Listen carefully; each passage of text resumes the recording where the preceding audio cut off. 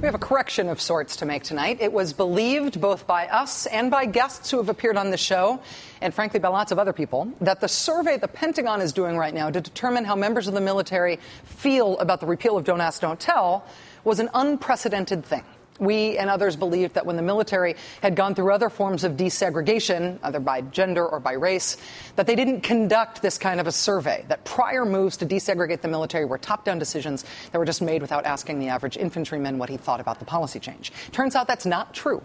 Earlier this week, a Pentagon spokesperson told The Advocate magazine that Defense Department historians had found evidence that the military did, in fact, conduct surveys about racial integration in the military prior to changing the policy in the 40s.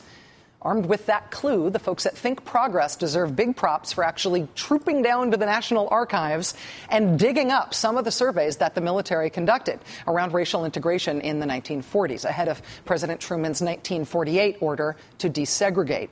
Remember, the basic history here is that in 1948, after generations of African Americans had served in separate all-black units in the U.S. military, President Truman, as commander-in-chief, made the decision to end legal racial discrimination in the military. Now, remember, this was 1948. 6 years before the landmark Supreme Court decision in Brown v. Board of Education mandating that schools be integrated, 7 years before the Montgomery bus boycott, 15 years before Martin Luther King delivered his famous I Have a Dream speech, 16 years before the Civil Rights Act passed. Interracial marriage was illegal in more than 24 states in 1948. In other words, ending racial segregation in the military was a very big deal in 1948. But the military did ask the troops what they thought about the issue beforehand.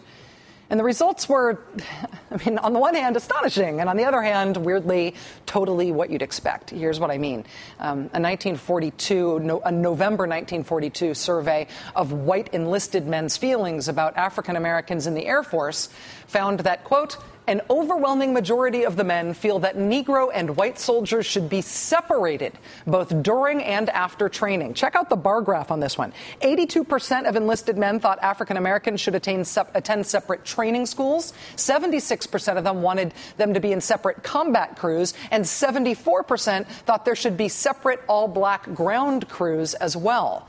Here's another survey from 1947, cleverly titled Attitudes of Officers and Enlisted Men Toward Certain Minority Groups. And when they say certain minority groups, what they mean is Jews. It was a survey of how members of the armed forces felt about serving not just with black men, but with Jewish men. It turns out they were not thrilled about it. When presented with the statement, there is nothing good about Jews, 86% of the enlisted men surveyed agreed. 86%. Also, who wrote this freaking survey anyway? As for the question of racial integration, quote, 4 out of 5 white enlisted men are opposed to the idea of having Negro and white soldiers in the same units, even if they do not eat in the same mess or sleep in the same barracks. You want to know how many officers and enlisted men thought black and white soldiers should work and train and live together? How many people were actually in favor of integration? A grand total of 7%. 7% of officers and enlisted men thought the military should be integrated. So given that these were the views of the troops in 1947, what did President Truman do in the following year in 1948?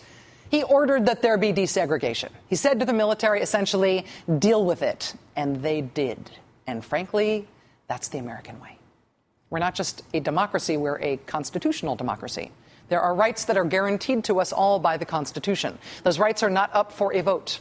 And the reason that's truly important, the reason it's not just a romantic, sepia-toned flashback to the founding of this country is because people always want to vote on rights. They always want to vote on minority rights. And whenever they do, whenever you put the rights of a minority up for a vote, it almost always fails. On gay rights, for example, the issue of gay marriage has been put to a vote in 31 states. And all 31 of those states have voted it down. But because this is America, rights are not supposed to be put to a vote. That's why they're called rights.